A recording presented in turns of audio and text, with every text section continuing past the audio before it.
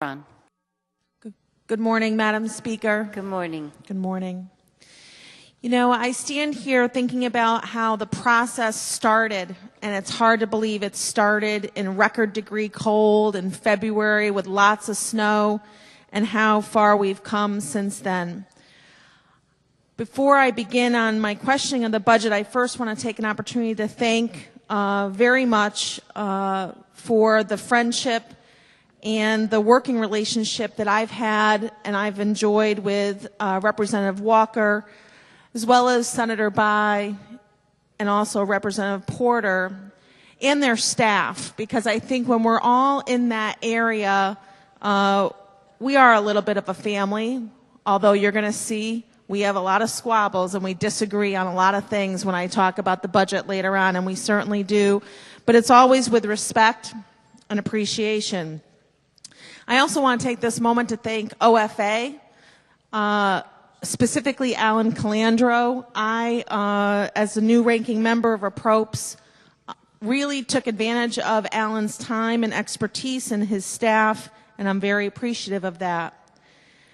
I also want to take a moment to thank my very good friend and mentor, Representative Craig Minor, who I have come to respect immensely, and also all of the Republican members of the Appropriations Committee, especially the ranking members of the Appropriations Committee.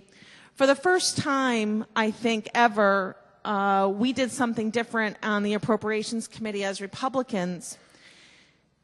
The Appropriations Committee is always reported out to subcommittee chairs, then reported out to the actual approach chairs, and this year I had Republican ranking members reporting out in the same way, which is why I think you got the quality of the budget document that the Republicans produced, because it was very inclusive, step by step by step. So I want to thank them for their time and due diligence. I also want to thank the Republican staff. We have an amazing staff, and I'm very grateful. A budget is really a reflection of priorities, isn't it? And we certainly saw the governor's priorities when he came out with his budget, and I think we were all shocked, regardless of party, what that budget said. But there's a real distinction of priorities between this budget as a legislature and the ones the Republicans put out. And while my good friends on the other side of the aisle are very, very well intentioned, they've created a document that doesn't begin to solve the budget and fiscal crisis of the state of Connecticut. Our Republican budget proposal was realistic. Although we wanted to provide more, we cut programs that were important to all of us. We couldn't provide the tax relief all of a sudden that we wanted to. It was a balanced approach. We were honest about the spending cap. We put more money towards our debt service than the governor's budget, the appropriations budget, and the legislature's budget. And while my colleagues here in this chamber may strongly agree or disagree, I believe we dealt fairly with the state employees by making the governor keep his promises of shared sacrifice. Those were the promises that the governor made in 2011, and then we saw again repeated in the updated fiscal note from the Office of Fiscal Analysis in 2013. The reality is, Madam Speaker, that our state employee salaries and benefits take over 30% of our taxpayer resources. Our state employees are hardworking, they're our friends, they're our neighbors. Our Republican proposal in no way was meant to single them out. It simply was to make sure that the governor kept a $900 million promise that he made to every taxpayer in the state of Connecticut in 2011. How can we deal effectively prioritizing taxpayer spending if we ignore the largest beneficiary of our taxpayers' hard-earned dollars? We can't. My friends on the other side have decided to remove 30% of the budget from the negotiation table. They will claim that we keep going back to the same well.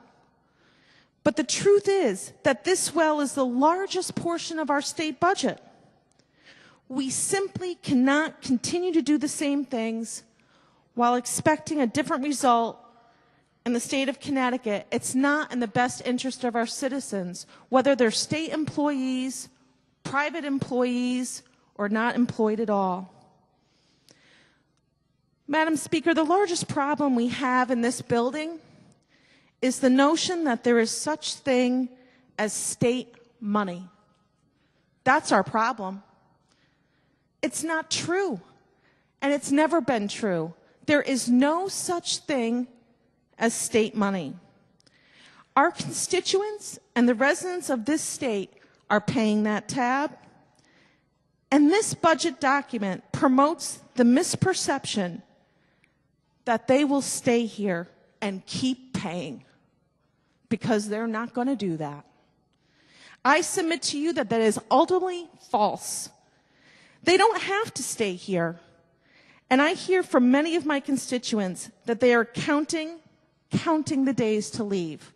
Whether that's because they're waiting for an elderly parent to move on or their child to graduate high school, they are counting it down. Interestingly, this morning, or maybe yesterday morning, now that it's 6 o'clock on Wednesday, I posted something on social media about the budget, and my local eye doctor in my town made a comment that this is the third referral he has had requested by a patient to move to South Carolina. The third referral he's been asked to make in the last month.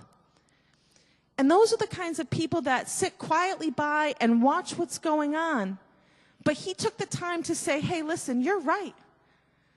Every day, those kinds of things are happening in our state. Yesterday, I took a different route to the Capitol than I normally take, and I passed by our local food bank in Moodus. Now, I have a very small rural district, one of those weird places that has 4 zip codes but 1 town. And Moodus is a wonderful little community in the town of East Haddam. My family and my husband's family, Polish immigrants working in a factory, a good small town. And as I passed by our local food bank, it was 30 minutes before they opened, and yesterday in the pouring rain, I had to literally stop the brakes when I saw 4 people huddled against the side of the wall with empty shopping bags waiting for the food bank to open.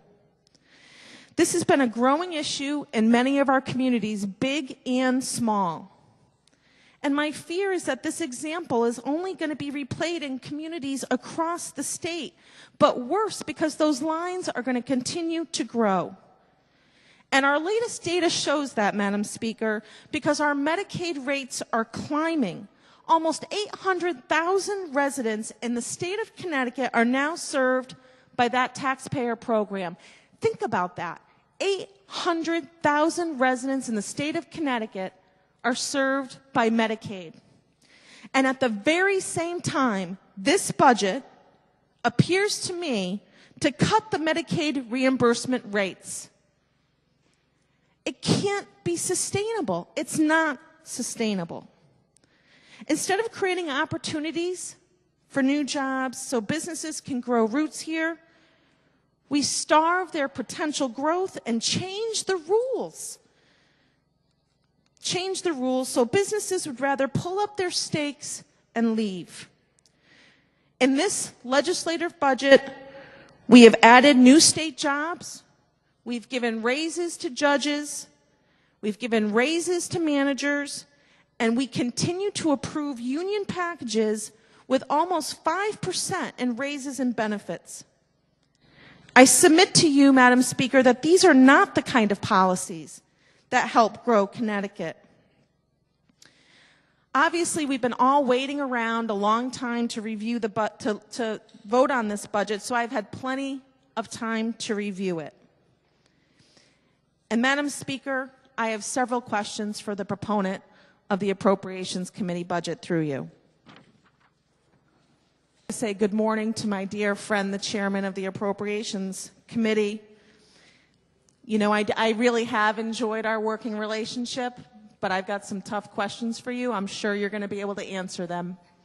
Through you, Madam Speaker, after reviewing the budget, can the good chairwoman tell me if there's a net reduction or gain of new state employees? And if there is a gain, how much have their benefits increased through you? Representative Walker.